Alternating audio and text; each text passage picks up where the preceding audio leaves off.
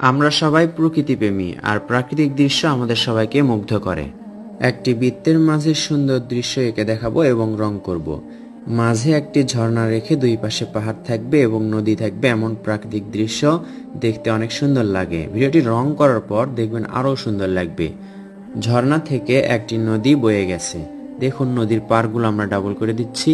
এরপর নদীর মাঝে একটু একটু পাথর দেখা যাচ্ছে। আকাশে আমরা একটা সূর্য আঁকবো, এরপর আকাশের শেপটা আঁকবো।